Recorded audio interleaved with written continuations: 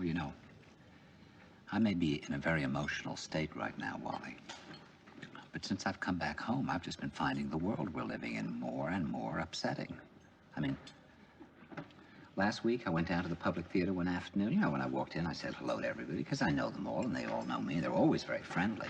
You know that 7 or 8 people told me how wonderful I looked? And then one person, a woman who runs the casting office, said, gee, you look horrible. Is something wrong?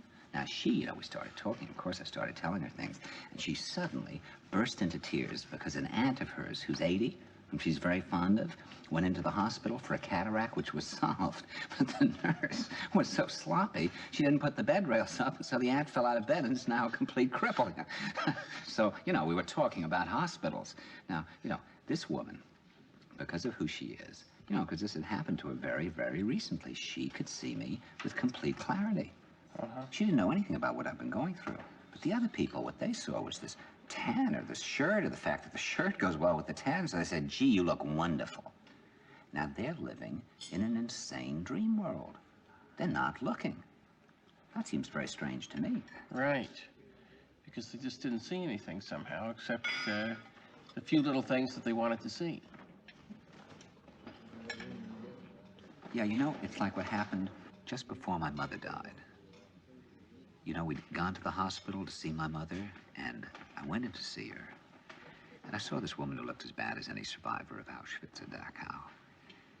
And I was out in the hall, sort of comforting my father, when a doctor, who was a specialist in a problem that she had with her arm, went into her room and came out just beaming.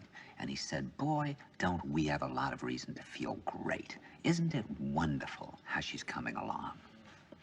Now, all he saw was the arm. That's all he saw. Now, here's another person who's existing in a dream, who on top of that is a kind of butcher, who's committing a kind of familial murder, because when he comes out of that room, he psychically kills us by taking us into a dream world where we become confused and frightened. Because the moment before, we saw somebody who already looked dead, and now here comes a specialist who tells us they're in wonderful shape. I mean, they were literally driving my father crazy. I mean, you know, here's an 82-year-old man who's very emotional. And, you know, if you go in one moment and you see the person's dying and you don't want them to die, and then a doctor comes out 5 minutes later and tells you they're in wonderful shape, I mean, you know, you can go crazy.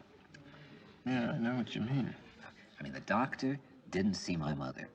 People at the public theater didn't see me. I mean, we're just walking around in some kind of fog. I think we're all in a trance. We're walking around like zombies. I don't think we're even aware of ourselves or our own reaction to things. We're just going around all day like unconscious machines, and meanwhile there's all of this rage and worry and uneasiness just building up and building up inside us. That's right. It just builds up. And then it just leaps out inappropriately. I mean, I remember when I was acting in this play based on The Master and Margarita by Bulgakov, and I was playing the part of the cat. But they had trouble making up my cat suit, so I didn't get it delivered to me until the night of the first performance, particularly the head. I mean, I'd never even had a chance to try it on. And about 4 of my fellow actors actually came up to me, and they said these things, which I just couldn't help thinking were attempts to destroy me. You know, one of them said, oh, well, now, that head will totally change your hearing in the performance. You may hear everything completely differently, and it may be very upsetting. Now, I was once at a performance where I was wearing earmuffs, and I couldn't hear anything anybody said. And then another one said, oh, you know, whenever I wear even a hat on stage, I tend to faint. I mean, those remarks were just full of hostility. Because, I mean, you know, if I'd listened to those people, I would have gone out there on stage, I wouldn't have been able to hear anything, and I would have fainted. But the hostility was completely inappropriate, because, in fact, those people liked me. I mean, that hostility was just some feeling that was, you know, left over from some previous experience.